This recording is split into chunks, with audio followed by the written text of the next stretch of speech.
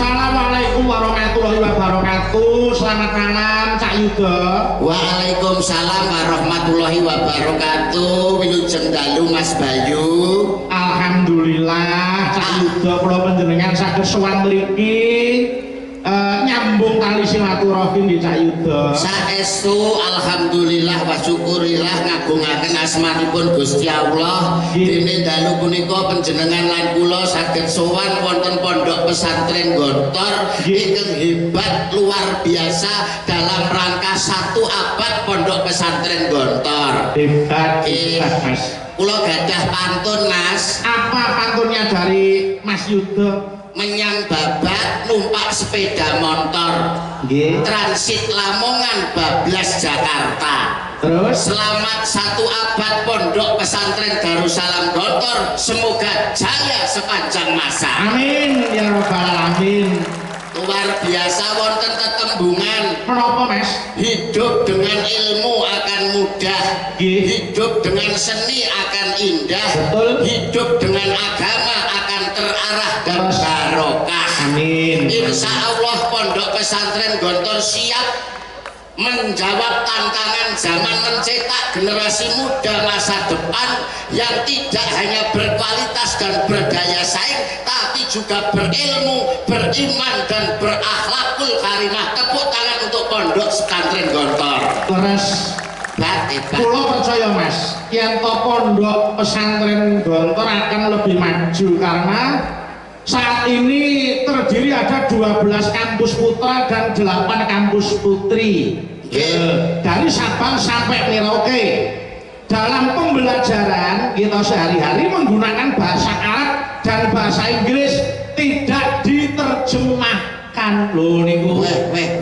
Kamriye ben kulino dan untuk menghadapi tantangan zaman ke depan Mas Yuda. Leres. Malah keporo dalam 100 tahun pondok pesantren Gontor menika sudah mencetak generasi-generasi yang hebat loh Mas Bayu. Oh ngeten. Kathah sangat tokoh-tokoh nasional itu yang lahir dari pondok Gontor sini. Salah setunggalipun nggih menika almarfurlah Kiai Haji Hasyim Musyadi, mantan Ketua Umum PBNU. Jenenganipun Profesor Dr. Din Samsudin, Ketua Umum Muhammadiyah. Malah keporo budayawan kundang seniman kundang Nusantara penjenenganipun MH Ainun Najib Canun lahir dari pondok Gontor. Luar biasa. Yes, kebanggaan tersendiri Mas Yuda. Mergo lulusan Gontor kuwi ora bakal ngisin-isinke ning masyarakat. Saestu. Lho, ngoten kepara bisa dadi patuladan yen cah nom-noman ya dadi bocah nom sing kena nganggo contoh nom-noman liyane sing di luar pondok. Leres. Lho niku. Ilanipun pondok pesantren Gontor menika saestu hebat luar biasa, malah kepara dalu punika kula panjenengan yektosipun namung ngalah berkah ke Mas Bayu. Betul, ngalah berkah dumateng sedaya para alim ulama, para kiai, ugi takdim lan sungkem kula dumateng para kiai alim ulama, para pengasuh pondok, para ustad-ustadzah santri sedayanipun mugi-mugi barokah gesang panjenengan lan kula. Amin, amin, amin. Tur niki ngeten Mas, ini saya bisa ngatur ini panggung yang luar biasa. Leres. Panjenengan pirsa to, panjenenganing pimpinan pondok wiwit nggih Bapak Kiai Haji Hasan Abdullah Sahal, anggenipun lenggah kaliyan para pamriksa niku kabeh mung semende ana ngersane Gusti Kang Nyipta jagat. Leres. Lenggahe ana Ibu Pertiwi, pepayone amung Bapak Akasa. Ning nyatane dalu menika dipun paringi tingkas ora udan, tegese kabul sing dadi pandongane Allahumma amin. Wah, hebat dawuhipun para alim ulama, dawuhipun para bini sepuh. Dongane wong 40 padha karo dongane wali siji. Sing rawuh sak menten kathahipun wali pinten ingkang dongane pahargyan kelenggan dalu punika. Betul. Saestu luar biasa berkah saestu Mas Bayu. Tur ya ora mung bengi iki kok Mas. Ora mung dalu menika. Rangkaian-rangkaian kegiatan niku kathah sanget. Mengko terakhir tanggal 20 September. Loh, isih wonten reuni akbar dan dialog tokoh alumni Gontor Putra. Loh, niki ngenten sing kula pinajengaken 100 abad utawa 1 tahun Gontor niki, 1 abad niki sing entuk rejeki ora mung dalan yoga sinden karo pelawak ning para bakul-bakul ya kelarisan kabeh ketumrapan rejeki kabeh lho gitu perekonomian berjalan UMKM lampah dulur-dulur pedagang dulur-dulur sedayanipun mengais rejeki di pondok pesantren Gontor itu hikmah utawa barokah yang luar biasa loh Mas Bayu leres kenapa melih wong panjenengan lan kula niku kan duweni kewajiban setunggal tolabul iki nyapa to iki kok ganggu pasti rencana niki dijak omong mboten agak tak mantuk lah sampean ki rene iki arep ngomong apa arep nyapa piye kadung go cangkem kok dijak omong yo to ora ngono lah nek pengen ngomong ya monggo Kang ngomong dikai kesempatan gitu Mas Bayu kaya aku dikira epeh ora menehi kesempatan ning gone awakmu lak ngoten to Mas Bayu kulo sendalu Cak Komet sendalu Mas Bayu kabaripun sehat to alhamdulillah sehat nggih kayu to dawuh Mas Bayu dalam acara 100 tahun Pondok Gontor nggih para panitia pun ngerancang acara yang luar biasa Sayyid Saiko Proyo Mas semuanya kelihatan kompak saestu semangat saestu napa melih menyambut panjenengan saha rombongan kanca-kanca abdi digelar daharan samonten kathahipun niku berkah kangge kula nggih derek remen Mas Bayu dumugi mriki lak nggih wilujeng ta wilujeng nggih alhamdulillah kayu dok dawuh Mas Bayu dimulai tanggal 31 Mei sampai 28 Juni niku enten super kopas 100 tahun Gontor terus tanggal 6 Juni wayang kulit 8 Juni tablik akbar 20 tekan 22 Juni Forbes National Economic Summit and Expo 2026 20 sampai 21 Juni Sarasean Kiai Pesantren Nasional oh niku oke banget iki padat ning tidak mengurangi rasa hormat ning nyatane sedaya para tamu lenggah mirsani pagelaran wayang kanthi nikmat tur ya memperhatikan pagelaran dalu punika leres Cak Komet lagi sehat ta sehat Mas Bayu kok Mas sampean nesu ngono ada awak ki ora oleh nesu innallaha masobiri wong sabar kasih Gusti lah ngono kan ya paham to kowe iki lah kok iya beda kasih kok becik ketitik kala ketara hafal kok kowe kok ing ngarsa sung tulodo ing madya mangun karso tuturi gandayani paham maksudnya ono caraka goto sawala tak kepruk goto bongkok nesu ngajeni para ali para ulama karo sini sepuh wong sing nanggape pondok kok sivitas akademika ilmu pendidikan iki kudu dijaga awake dhewe iki sowan ning ndi papan nggawa empan iso mapakne ning gone awake dhewe kok omong sak omong kok iso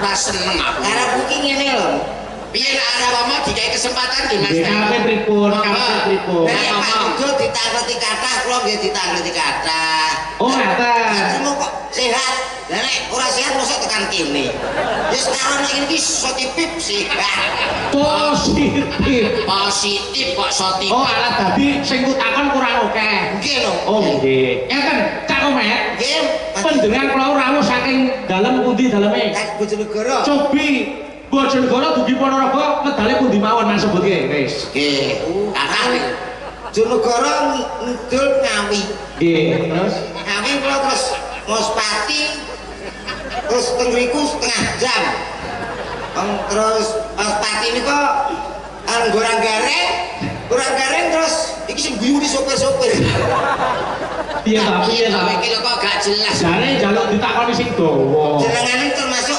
ate-ate berbobot ngoten lho Mas dadi nyuwun pertanyaan sing berbobot Mas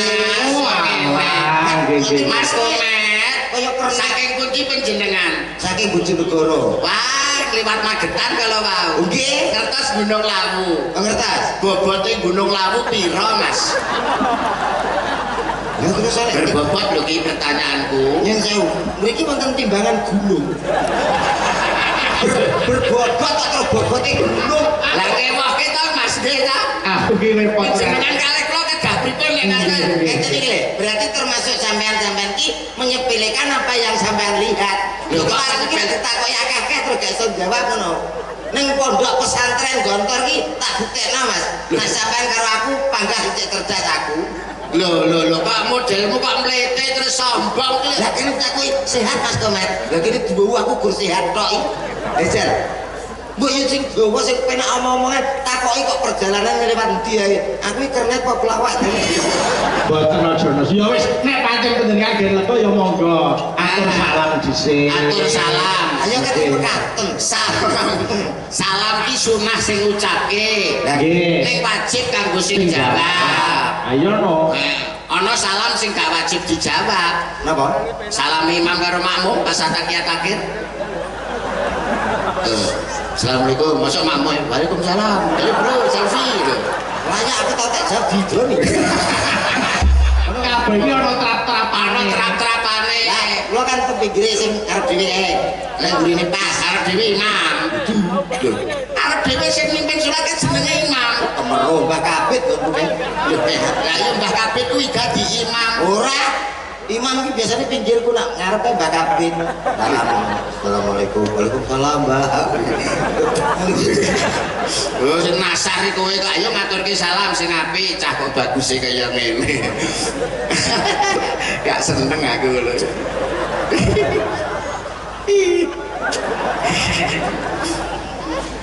Assalamualaikum warahmatullahi wabarakatuh. Waalaikumsalam warahmatullahi wabarakatuh. Alhamdulillah. Suarane kudu Mas. Alhamdulillahirabbil alamin. Bocah kaya nyambik lho kok iso. Wis guyu iki wis dirungokne tenanan kok. Aku ora ganggu lho Ki. Ganteng-ganteng kok delokne nyambik. Bismillah. Alhamdulillah. Alhamdulillahirabbil alamin. Sholatu wassalamu alaikum warahmatullahi wabarakatuh. Waalaikumsalam warahmatullahi wabarakatuh. Alhamdulillah. Alhamdulillahirabbil alamin. Sholatu wassalamu alaikum warahmatullahi wabarakatuh. Waalaikumsalam warahmatullahi wabarakatuh. Bapak Ibu niki teng pondok ampun cengengesan nggih. Jadi dijawab salam kula. Assalamualaikum warahmatullahi wabarakatuh. Waalaikumsalam warahmatullahi wabarakatuh. Alhamdulillah. Alhamdulillahirabbil alamin. Sholatu wassalamu alaikum Mas, iki lho. Sampeyan arep mukadimah ta? Nggih. Iki ora mukadimah lho. Kenapa? Iki mukok-mukok jenenge. Iki mukadimahmu ki lho piye? Salam kok mulek. Mulek kae iki lho kudu assalatu wassalamu ala asrofil anbiya. Waduh kurang ambiak berarti. Pabya apa? Ambiya tuh kuwi kok iso kurang ambiya. Aran-aran piye Mas? Assalatu wassalamu ala asrofil anbiya. Tanggap pondok lagi ngapal seminggu. Nah, mulane kudu hati-hati. Assalatu wassalam Allah. Allah. Assalamualaikum. Kok iso Wes dan anu lho. Assalatu wassalam ala asrofil anbiya wal mursalin Sayyidina wa maulana Muhammadin wa alihi wa sahbihi ajmain amma ba'd. Pertama-tama sebelum yang kedua Iya ta? Kok pertama-tama sebelum yang kedua maksudmu lho? Pertama ya sak urung loro to. Lah iya. Pertama-tama saya mengucapkan terima kasih. Apa wis dikeki? Dereng. Sambutan kok nyauti wong iki lho. Lah niki takok. Lah kan yo cejakmu mbok Anggapan penonton sing ganggu, tapi aja direken. aja mbok reken. Ngono. Pada malam hari ini Bocah apa ki? Anggere nek lampu iki jenenge bengi. Malam wis ngerti kabeh. Kok iso iki piye? Malam iki wis ngerti nek malam. Nyapa mbok genahne mbok jelasne? saya di sini Alah apa dikira wong semeniki mripate wuta kabeh kena ngerti nek awakmu ning kono kok. kaget aku. Mbok kira nek alun-alun wis ngerti kabeh nek ning kene. Aduh repot. Karepku ki sambutan. Lho pengen sambutan to? Yo Jawa. Yo ndang kok iso. Dalam Dumare. rangka Donga. Donga apa? Lho, piye ta? Lah kok pondok donga padha karo Kyai Segoro. Dongane kanggo pondok gontor kene iki lho. Gak. Kok gawe to? Lah napa mandi mriki kathah para yai. Lho nek sampean donga diamini wong sepene akeh insyaallah mandi. Mandi nggih? Mandi lho. Nek kok donga diamini tiang kathah mandi. Mandi. Muga satu ku mobil neh. Udah kita kan. Kayak kok gak ikhlas aku. Lah dongamu iki kanggo kepentingan pribadimu lho. Donga kanggo pondok gontor kene. Nah, kamu supaya pondok gontor kene iki maju dikapane lho. maju disuruh. Oh, repot musuh Kene Lewat. supaya pondok gontor iki saya dhuwur. Lah iya dikapane. Saya nambahi. Lah saya dhuwur ini ditingkat malih. Kira maksudnya ben apik dicet. Pin. ngeten lho jam ngomongan gak nyambung lho Mas. Nyambung, Mas. Nyambungmu ki lho gonci. Paling ora ya awakmu kan sebagai orang tua. Ya anggur ya. Orang tua. Karepe wong tua sing wis duwe keluarga, wis duwe keturunan anak. Ya. Nek pengen mondoke putrane, golek pondok sing berkualitas, golek pondok sing bener-bener hebat didelok saka bagaimana pondok itu ning gone pondok gontor supaya anake dadi anak sing cerdas, anak sing pinter. Ngono lho, duwe anak ki didongakne anake pinter. Di sekolahke di pondoke teng mriki. Nah. Nek reguler niku wis saka kelas 7 nganti kelas 12. Nek intensif saka kuwi mung 4 tahun ana pondok ditempuh 4 tahun. Oh, ngono. Sampeyan lagi gak ada putra ta, Mas? Ya duwe to, Pinten? apa-apa. Wah, sekolah nang kabeh. Ya sekolahne kabeh. Pinter-pinter lho. Ya pinter to wong dongane wong tuwa ki supaya anake pinter. Wong tuwa dongane muga-muga anakku pinter. Lah putrane nggih di sekolahne dulu. Lah iya no. Oh ya ben aku kudu dadi wong sing hebat, wong sing pinter. Heeh. Kok padha bangga-bangga to? Piye nek ora bangga wong duwe anak pinter. Anak pinter kok ora bangga. Nih, kula ngomong mboten sekedar. Ini ada melalui survei. Surveimu ki lho Melalui survei-survei sing Sampeyan piye? nyekolah anak pinter, getun sampeyan. Kok iso getun? Wes to, percaya aku. Aku wis melalui survei BMKG. Ora ngurusi perkara gempa. Niku. Piye. LSI Lembaga Survei Indonesia. Lah, itu sudah melalui survei. Piye kuwi? Anak itu paling tidak, kalau menurut saya, paling tidak punya 3. Oh, Loro dia anak. ta? 3. Loro sesuai program pemerintah. Itu kalau program pemerintah. keluarga bercelana Berencana. masa direncana nek gak katokan mrene panggah dadi to menika cok. Iya. Lah iya sing anak kudu Duwe 3, minimal harus 3. kok bisa Mas Karena tujuannya sekolah dipinterno anak iki mau sing loro, 1 dan nomor 2. Nomor 3 ki gobloknya. Kuwi jenenge ya pilih kasih no. kan cinde kan Sebagai orang tua silakan. tidak boleh pilih kasih, semua harus mendapatkan cinta kasih yang sama, tresno sing padha. Nggih, ini ada penjelasannya. Alasane Alasannya ngeten deh Mas, nek sing di sekolah noki kabeh ya ta. Pinter kabeh, sukses kabeh. Tamun kok awake dhewe wong tuwek iki saya tuwek saya pikun. Ya ta, tak wis menginjak 70 ke atas no wis tolak-tolak karek wong loro dhewe ya ta. Nek sekolah pinter anak-anake kuwi berhasil nang kono dadi guru. Nang Jakarta. Di Jakarta dadi pegawai pajak, polisi nang Surabaya. Karek dhewe nang omah tolak ya ta. Dhewe ra ono sing ngopeni awake dhewe. lah terus nek digoblokne sih tak Gobloknya siji lah, kuwi sing gak dadi bapa nang omah nunggone awake. sing ngopeni. Sing ngopeni. Oh, lah dulurmu pira ta Met? 3. Lah sing siji nang ndi? Siji nang pajak nunggone Surabaya. Sing nomor loro. Dadi pegawai BUMN Jakarta. Lah sing ning omah. Aku Berarti sing digoblokne kuwi. Oh iya. Sing goblok. Oh sing ngene ning omah dhek kok. Si goblok kowe berarti. berarti laki kroso. Berarti aku. Berarti aku. Wong duwe program dhewe kok iso ngrasake. Anak iki dipinterke. Nggih. Aku kan anakmu kan ya sekolah. Sekolah. Sekolah ben apa? Ya ben padha karo kanca-kancane. Sekolah kok ben padha karo kanca-kancane. Nggih, Pak. Kula niku mboten maksa lare-lare kok pinter arepe ora pinter ora masalah. Sing penting sugih. Lho. Wis. Nggih, Pak Bu nggih. Kula dongake mugi-mugi sedaya sugih Allah, Mbak. Nih. Oh gak maksudnya dengan pinter, dengan kemampuannya, dengan skillnya akhirnya nyambut gawe sok kelompoknya duit akhirnya jadi wong sugih. Ora mesti. Tanggoku ki pinter ya gak sugih belas. Nih, ngerti sing bobol ATM, wong pinter-pinter lho. Iya, wong bobol ATM wong pinter. Wong pinter kan gak pinter mesti kesetrum ndase iki. Nyatane yo gak sugih-sugih ya. Oh iya. Sing penting sugih. Lah tapi kan nuwun sewu Mas Bayu nggih. Ana tembange kuno jaman biyen kan ana tembang kuno. Bocah pinter besok dadi dokter.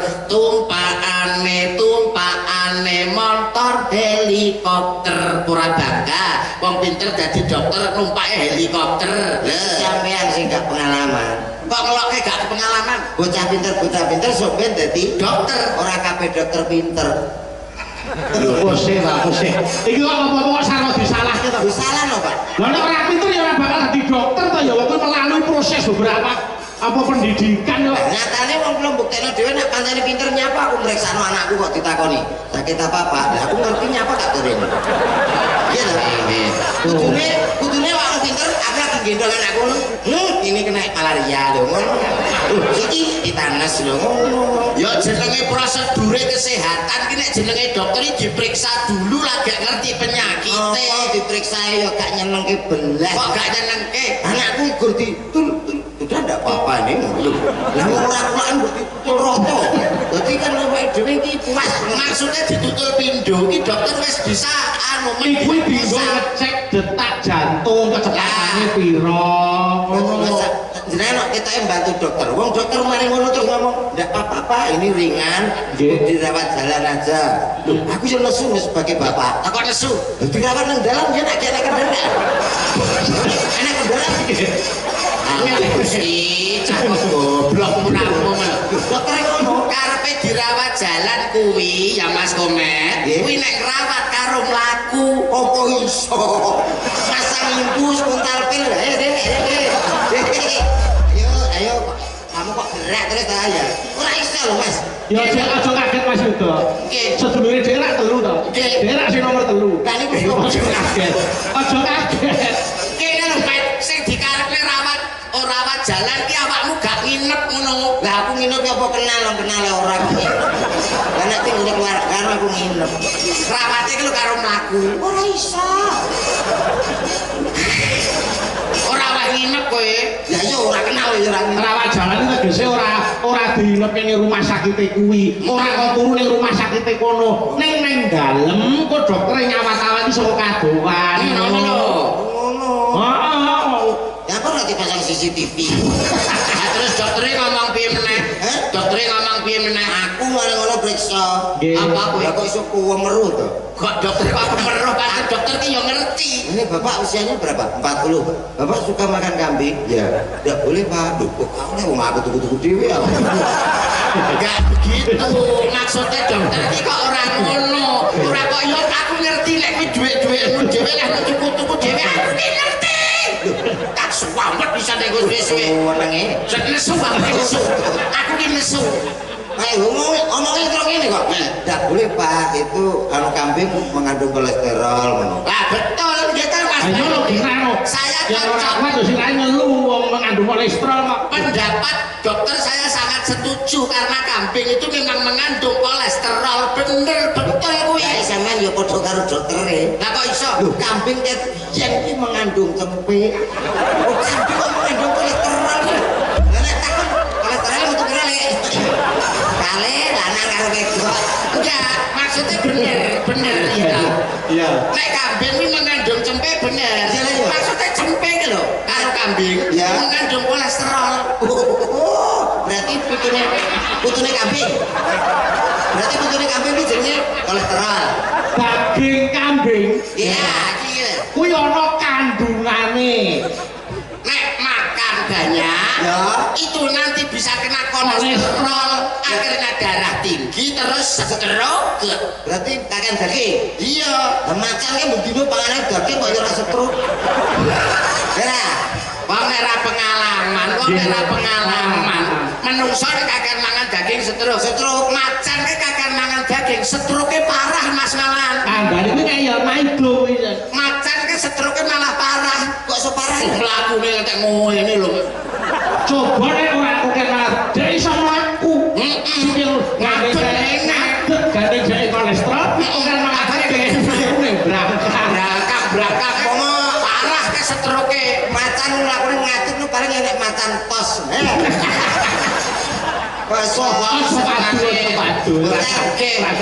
Filosofi yang baik untuk pondok pesantren Gontor sedikit kata mutiara kanggo sampean. Nggih. Angsal ta, Mas? Boleh. Saya mboten ategis kula kok gurui napa kula keminter Amin.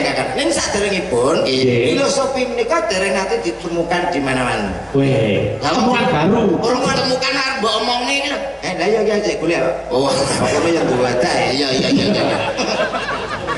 Jadi nggak usah orang hidup tuh perlu mencontoh filosofi yang satu ini. Ada 3 filosofi yang bisa kita ambil dari nama-nama setan. Loh, setan. Setan kok gorene iki. Ya wis pas Mas nek setan ngomong setan iki ya wis pas. Maksudnya jangan tai ngono Mas, iki kan ambil filosofinya. Dari sisi baiknya. Sisi baiknya. Mengambil filosofi dari sisi baiknya setan. Apa baik? Ada tuyul, ada kuntilanak, terus dan pocong. Yang pertama filosofi tuyul. Yang pertama setan gundul. Nek gundul aja tadi setan. Alah iki lho. Setan gundul atau tuyul mengandung filosofi bahwa marilah kita hidup mandiri iso golek duit mulai sejak kecil. Oh iya. Kabeh iki ana sisi baik, ana sisi buruknya. Sisi baik. Tinggal bagaimana kita melihat. Mensikapi sejak dini, sejak kecil bisa mencari uang sendiri, berdikari atau mandiri. Hebat nek tuyul. Yang kedua ada kuntilanak. Filosofinya apa nek kuntilanak? Filosofinya kita harus meniru bahwa dalam keadaan senang maupun susah tetap guyu. Oh iya. Tetap bahagia. Wah, filosofinya masuk Mas. Hebat tenan. Terus sekarang terakhir pocong mengajarkan kita semua untuk hidup selalu sederhana. Artinya pocong piket biyen mulai biyen ngantek saiki nganggone putih, gak nganggo rena giwang ya gak gawe. Sampeyan tau teman pocong nganggo merah putih apa mana? Apa nganggo batik kan ya putih. Iya. Iki neh. Mengajarkan tentang kesederhanaan. Walaupun banyak pakaian tapi pakaian yang terakhir tetap pocong. Hebat. Apa? Pun.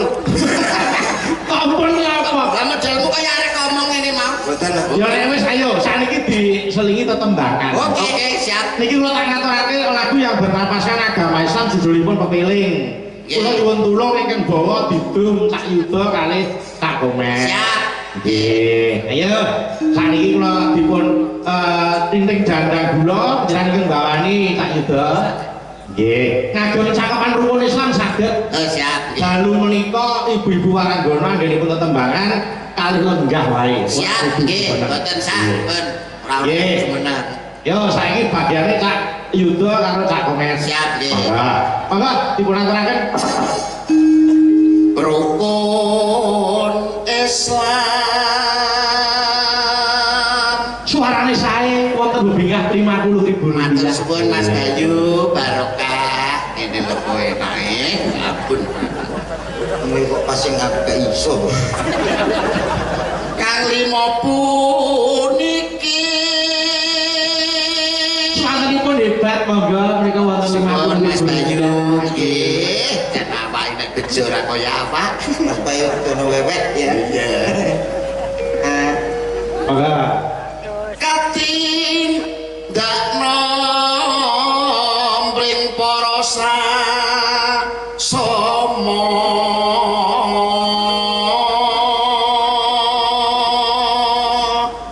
Nano. alah Kuwi Cak Yuda. bagianku aja padha ditinggalke Suaranipun sae monggo wonten bebingah. Suwun Mas Bayu, matur nuwun. Cinta Cak Komen. Ayo.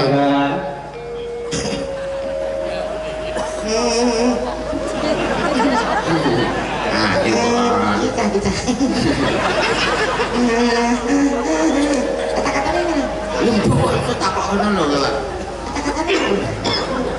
Rukun karepmu. Wah rukun karepmu ki lho lambemu ki lho jebles ae. Islam puniku. Nah, ayo. Suaraku Apik suarane apik. Yakin. Rukun Islam puniku. Suaranipun sae Cak Komen. Sae. Dilajengke lanjut. Ya, Entah kok kon ngarep popone kok. Iki lho rencana iki lho wis iki lho wis. Iki lho rencana. Sahadate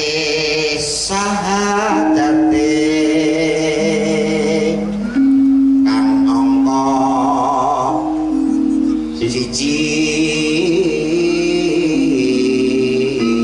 suarane hebat larase pleng alhamdulillah. Lanjut. Ayo. Nanti rapane ngono wis 150 ta, Dek. Urung iki lagi ora kudu ya. Ndang terus. kan angka loro salah. Monggo Cak Yuda mriko Isi akeh lagi udah kasih wakeh kok. Ayo lah picik. Dene kakak telu pengen ora madeg ono ayo tul Gani ora Ditaiki sisan, ayo. di rumah tuh kok dinteni. Ora kese tembang iku dirampukke. Ayo. Ramadan nindake poso Papat papat jakat Yogyakarta ping 5 ping 5 munggah haji. terus rukun Islam sampurna, ayo. rukun Islam Sampurna. alhamdulillah luar Hebat tembang yo luar biasa, suarane yo apik. Kalau yo dilajengke sik langgame monggo. Lah kok ketuan. Diaturke tembange kepiling bukan celuk sapa-sapa. Saking Mbak Fahmi mengko nglerek. Nggih, seseri ngono nggih monggo. Ya Mbak Fahmi monggo. Yen wancine tansah dieling os wancine padha nindakake aten wis komandan wayai sembahyang tapi wajib dawuhe pangeran salat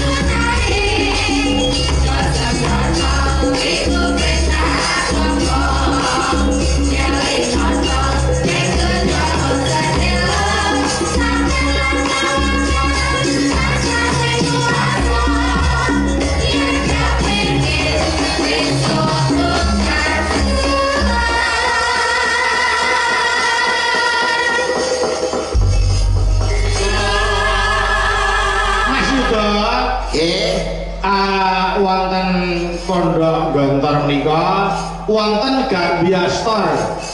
Gambia Store menika menyediakan semua kebutuhan keseharian. Nggih, wonten Pujasera, wonten ATK utawi wonten fashion niku hasil saking para santri sedaya. Nggih. Terus UMKM Gontor nggih wonten.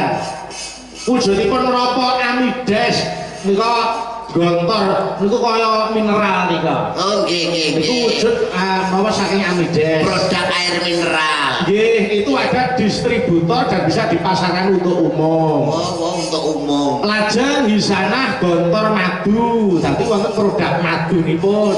Nggih. Nalika semanten kok wis diparingi madune, Mas. Wah, kula malah derek. Kula derek. Oh, ya derek. Derek. Nggih. Terus Hisanah Gontor bakre itu kangge roti. Kangge roti. Terus wonten malih Latansa Store. Mereka meliputi wonten sport, wonten ATK, wonten apotek. Niku. Tadi mriki niku ya ana pelatihane Mas, Mas Yuda. Nggih nggih nggih. Nanti mboten mondok. Teng mriki niku langsung jalan dodolan. Lho, ora. Nek kene iki mondok, tulabul ilmi, golek ilmu, tapi juga diajarkan bagaimana kita berwira swasta. Ben duwe keterampilan. Duwe keterampilan. Jadi keluar dari pondok sini bisa bermanfaat untuk masyarakat. Ngono. Apa kok bakul roti piye kowe iki? Keluar dari sini Ya bisa bermanfaat Nggih, masyarakat. upama dodolan ya dodolan sing halal. Tur dasare mriki sampun wonten Universitas Darussalam Gontor utawi Unida Mas Yuda. Nggih. Prioritas ini tahun ini fakultas kedokteran. Tur dasare pun terakreditasi unggul. Lho wis kuwi arep kurang piye saiki. Ayo. Kono kok ngelokke nek jare dokter ora pinter, nyatane kene iki lho wis terakreditasi unggul pisan. dokter kene. Lho kok dokter kene ning ndi wae nek jenenge dokter ki ya padha wae. Terus wonten malih Gas Gontor Auto Service niku untuk bengkel mobil dan kendaraan. Lho. Kuwi Otomotif ngantos dugi bengkel nggih wonten. super lengkap. Leres. Mulane pun pas mun trep nek gadah putra dipondokke utawa sinau belajar wonten pondok pesantren Gontor, wis apa kuwi wis pas ya Mas Komet. Anakku tak pondok rene. Ya iya ya kudu ngono anakku tak pondokke mrene. Loro karo kayak kene. Lah terus kowe? Oke, kasih anak sing goblok nih. Gak. Lah apa ora sida? Aku koyo aku. Ya ora kaya Ngono Pak. Mulane nuwun sewu nek jeneng awake dhewe belajar dengan sinau kan bisa merubah kehidupan. Awit nuwun sewu roda kehidupan iku lak berputar gitu Mas. leres. Roda itu berputar loh Mas Komet. Ya ning ora kabeh. Lho kok ora kabeh piye wong roda itu berputar. Lah ban serep ya ora. Ban serep ya nang gon menang. Enggak, sing tak karepne iki roda dunia iki lho, roda dunia. Dunya dunya ki nek rodane lho. Kulo ki wah iki nek kadung roda dunya bocor piye kuwi. Iya ta Mas. Bayangno aku anangan kok. Gede nambahne roda dunya. Ora kok secara fisik wujud Aja iki ora. aja kok mangan tah ngono kuwi lho Mas Komet. Sing tak karepne wong urip ning alam donya ki kan wong sinawang. Nggih. Kowe nyawang aku nyawang kowe ngono lho. Piye? Kok terus mletak iki ya? Terus iki sawang tak culek nyawang aku nyawang kowe. Nek culek mripatku lho kok iso. Kok keliru wae. Maksud iki kadang kala awakmu ki sok ning ngisor, sok ning dhuwur. Oh lah ngono kan kadang-kadang pancen iya. Aku wis sering dhuwur aku. Ya aja sok ning loteng terus, ya sok ning ngisor. Nek ning omah tingkat dhuwur ya ora iso ngerti sing ning ngisor iki kepiye ngono lho. Iya selamat. Semenesan rumah saku. Ayo sik malik belok. Nggih. Aku tak nyuwun nek dipun sekaraken dandang gula Nyidam Sari. Nggih. Nyidam Sari. Ditepuke Mas Yuda. Nggih. Paranggono ditepuke mboko siji. Wah. Ayo sampeyan kenalan komplit. Nggih. Nuwun pangapunten wiwit saking ingkang mepet Pangan kula paski mepet debok. mepet ditepuk. Oke, nuwun pangapunten boten ngirangi subasita lan trapsila nderek pitepangan nggih Mbak nggih. Nggih, Mas Yudo. Paring asma Mbak sinten? Kula Ayu. saking Madiun. Biasanya sampean kok gak ngono to, Mas? tapi kita Nganggo lagu. Coba piye? banyak gaya lagu piye ta Piye? Ini alam budaya. Oh nggih ya dimaafkan. Lali apa piye kok? sing maksudmu piye ngono lho Lho, nganggo lagu dadi awake dhewe iki wong seni, jare hidup dengan seni akan ini. ya coba Oh jajal dadi tahu situasi. Oh iki ning nggon wayangan kudu nganggo seni. Betul, Mas. Wah, Mbok Sobi coba jajal awakmu sing paham coba ditonyoni. Iki. Contoni nggih. oh ini apa kabeh Coba diperhatikan nggih. Iya. Mas kendangnya, Mas. Yang Ya ndae. kendali kon apane itu alah. alah Iri. Ora piye? Iromane apa? Dangdut. Nggih, dangdut Mas. apa rap blues Dangdut. Oh ya. Ya. ya Ya, mulai. Yang ini siapa namanya? Dik. Namaku Gile. Diah Ayu. Pancene ngepasno tempo. Wih, nek kan iku senenge party. ya iromane rada dicepetne sithik tempone rada Coba. Yang ini siapa namanya? kecepetan Kuwi maksud yo kok kecontalan lho. ini sampe lepas kendali mas Iya. Bos. Kata kowe iso. Kamu sih ketuaan. urip muni barang kowe lagi arek barang kowe Ayo. Sowi lagu. yang ini namanya siapa tik Nama aku Loh, bener, Diah kan? Ayu Kusumaning Yasna. Mbak Ayu Iya. rumahnya di mana dik Medion nang Rumah saya Poset ta. Mas, apa ini? Maksud iki bekene. apa dhewe iki wis ngerti kok gak ngerti ngono lho tak tua kok tak suwe raimu Raimu. Mutar lali ngono lho. Ayo. Mbak Ayu rumahnya di mana Rumah saya di kota Madiun. Oh. apa kamu sekarang masih sekolah dik Iya, aku hari ini masih kuliah. kamu semester berapa sekarang Aku masih semester 2. oh gue kan Ampun.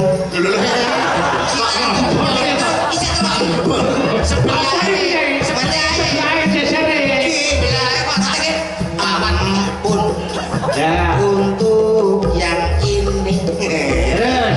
geser lagi namanya siapa? Ayo. Aku Iya. namanya Dini Wahyu. Lah kok di?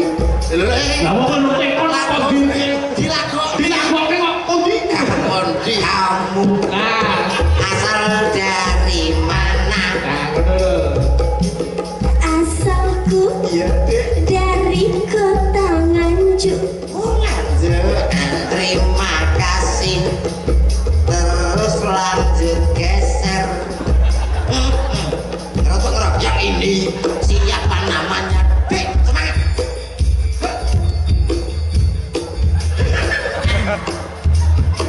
Ayo jangan cekok lho. Kayak Jawa apa ora kae? Piye lah, piye? Mbak, Coba rasa banter ya, coba. banter semangat Yo. yang ini siapa dik dalam. apa nih Ayo. Dalam. iya tak apa Kayak apa mau? ya tapi tanggunganmu kok sebut pasrahnya aku Oh, balik nadine alon-alone motono bingung kita ya. Oh, nadane kok Pak Wira bingung. Jenengan paring asma sinten, Dik? Yo. oh kita potensiun nih Kita udah kerja nih. Real menek kontrak. Kamu Kamu namanya siapa, Dik? Nama saya. Saya. Ya. Saya. Oh, saya iya. Namanya siapa? Nama saya Gendari. Pakai nada, pakai nada. Oh iya. Ya sing tahu ya aku ada loh. Ayo Pakai nada. Yang ini Ayo. siapa namanya, Dik? Nama saya Ya bisa. Gendari Atlas. Masih perawan atau sudah bersuami? Saya Ya. masih perawan. Bukan kenalan malah golek kenalan iki. Kenalan punya kesempatan lho iki. Ini kan kenalan malah golek kesempatan. Ini cukup berkenalan Kenalan. lain-lain nanti Oh iya. Oh, di luar pondok. Di luar. Beda. Enggak situ. Kenapa? piye maksudnya iki lho. Enten buku Korea. Ayo. Geser yang sebelah Anda. Yo. Yang ini siapa namanya? Nama saya Eka tak uget-uget. Geser. Lah kok cendak Kalau kok. si tak iki lho Dibedakne anane. alamatnya endi terus keluargane sapa wae kok Cilik itu tak takoni reno-reno bingung. nepalane Geser sebelah kirinya, Dik. Yang itu siapa namanya? Asik-asik. Nama saya Dita Intawati. Apakah benar kamu dari Banyuwangi? Aha, aha. Iya. Teka ya. Oh, sing kalau dibedek sih. lah wis berbeda Yang geser Ya. Yo. cantik namanya siapa? Asik. Aku Mas Kampret. Namaku Suti. Kok nesu iki to? Kok nesu iki? Aja nesu. Aja nesu. aja nesu lho Supri kene lho Pri kene lho Pri Hei, Suti Kampret. Oh, mek kok kampret. sampean yo salah inget wong ngene kok kampret iki lho Alah ngapunten ya Mas. nek model ngene iki dudu kampret Mbak Soalnya mirip. iki ngono mondol Bener sering trul. Ribut asal pet. Kamu namanya siapa? Dik? Namaku Suci Ovita Dewi. Oh, besok-besok aja guyon model ngono. Enggak apa-apa. Kenapa kamu kabur? Iya tau so. ora apa-apa kok ora diceluk komplek kan iku karo Mas Bayu Mas Bayu jodoh Mas jodoh kan iso Bayu sama nih Mas Sesita Mas Bayu jodoh Ayo. Pun nggih. Wes yo wes. Dak trauma. Yo balik belok. Yo di Dalam Sari. Monggo. Cuma dipun bawani di Dalam Sari.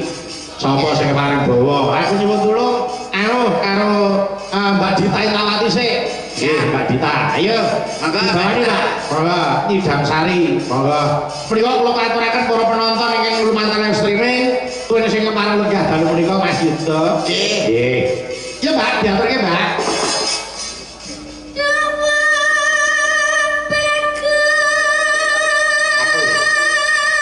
Yang film kowe jodoh Ora